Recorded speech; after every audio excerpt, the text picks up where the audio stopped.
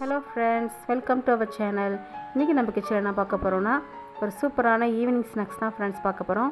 வீட்டில் இருக்க பொருளை வச்சு ஸ்கூலுக்கு போய்ட்டு வந்த குழந்தைங்களுக்கு எப்படி ஈஸியாக செஞ்சு கொடுக்கலான்றதை வாங்க ஃப்ரெண்ட்ஸ் பார்க்கலாம். இன்றைக்கி நம்ம துவரம்பருப்பில் தான் செய்ய போகிறோம். அதுவும் ரேஷன் துவரம்பருப்பில் தான் செய்ய போகிறோம்.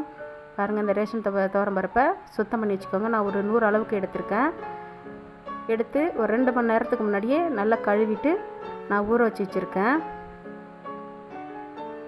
ஊற வச்சதுக்கப்புறம் தண்ணியை வடிச்சிட்டு ஒரு மிக்ஸி ஜாரில் போட்டு தண்ணி ஊற்றாமல் ரொம்பவும் பேஸ்ட்டாக அரைக்காமல் ரொம்பவும் குறப்பாக அரைக்காமல் இந்த பதத்துக்கு அரைச்சி எடுத்துகிட்டு வந்து வச்சுக்கோங்க.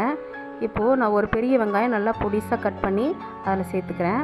அப்புறம் பச்சை மிளகாய் 2 பச்சை மிளகாய் நான் சேர்த்துருக்கேன். ஏன்னா நம்ம காரம் சேர்க்க போகிறதுனால நான் 2 பச்சை மிளகாய் தான் சேர்த்துருக்கேன். அப்புறம் ஒரு கைப்பிடி அளவுக்கு கொத்தமல்லியை பொடியாக நறுக்கிட்டு சேர்த்துக்கோங்க. 1 டீஸ்பூன் இஞ்சி பூண்டு பேஸ்ட்டு சேர்த்துக்கோங்க. 1 டீஸ்பூன் சோம்பு சேர்த்துக்கோங்க. 1 டீஸ்பூன் மிளகாத்தூள் சேர்த்துக்கோங்க. உங்களுக்கு காரம் பச்சை மிளகாவே போதுன்னா அதை போட்டுக்கோங்க, இல்லைன்னா காரத்தூள் சேர்த்துக்கோங்க. கொஞ்சமாக கருவேப்பிலை சேர்த்துக்கோங்க. ஒரு 3 டீஸ்பூன் அளவுக்கு அரிசி மாவு சேர்த்துக்கோங்க. ஏன்னா நம்ம தண்ணி ஊற்றாமல் அரைக்கிறதுனால கொஞ்சம் கெட்டி கொடுக்கறதுக்காக அரிசி மாவு சேர்த்துக்கோங்க. கொஞ்சோண்டு ஆப்ப சோடா சேர்த்துக்கோங்க. அப்புறம் அதுக்கு தேவையான அளவுக்கு உப்பு சேர்த்து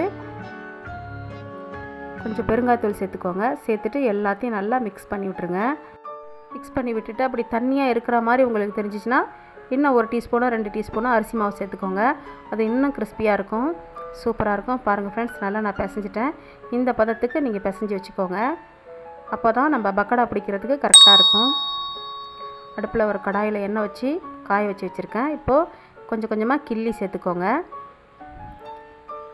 கொஞ்சம் கொஞ்சமாக கிள்ளி சேர்த்துக்கோங்க. இதில் வடை தட்டுனா கொஞ்சம் ஒரு மாதிரி இருக்கும், தட்டையாக வருன்றதுனால நான் கொஞ்சம் கொஞ்சமாக கிள்ளி சேர்த்துருக்கேன். ஈவினிங்கில் சாப்பிட்றதுக்கு இது நல்ல ஒரு ஸ்நாக்ஸாக இருக்கும் ஃப்ரெண்ட்ஸ். வீட்டில் இருக்கிற பொருளே வச்சு நம்ம பிள்ளைங்களுக்கோ ஸ்கூலுக்கு போய்ட்டு வந்த பிள்ளைங்களுக்கு நம்ம செஞ்சு கொடுக்கலாம். கிளைமேட்டு நல்லா சேஞ்ச் ஆகிட்டே இருக்குது. காலையில் வெயில் அடிக்குது, ஈவினிங் ஆனால் மழை வந்துடுது.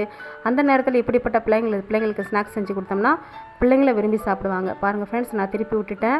நல்லா கோல்டன் ப்ரௌன் ஆனதுக்கப்புறம் எண்ணெயெல்லாம் வடிச்சிட்டு எடுத்து வச்சு டீயோடு சர்வ் பண்ணிங்கன்னா சூப்பராக இருக்கும் ஃப்ரெண்ட்ஸ். ஒரு கடி பக்கோடாவை கடித்து ஒரு வாய் டீ குடித்தோம்னா சூப்பராக இருக்கும். பாருங்கள் ஃப்ரெண்ட்ஸ், நான் எடுத்து வச்சுட்டேன்.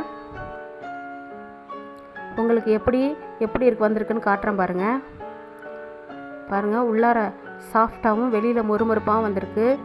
இந்த ஸ்நாக்ஸை செஞ்சு பாருங்கள், சூப்பராக இருக்கும். செஞ்சு பார்த்துட்டு உங்கள் ஃபீட்பேக் எங்களுக்கு தெரிவிங்க. இந்த வீடியோ பிடிச்சிருந்தா லைக் பண்ணி ஷேர் பண்ணி கமெண்ட் பண்ணுங்கள். நம்ம வீடியோவை நிறைய பேர் சப்ஸ்கிரைப் பண்ணாமல் பார்க்குறீங்க, சப்ஸ்கிரைப் பண்ணிவிட்டு பாருங்கள். Okay friends, thank you.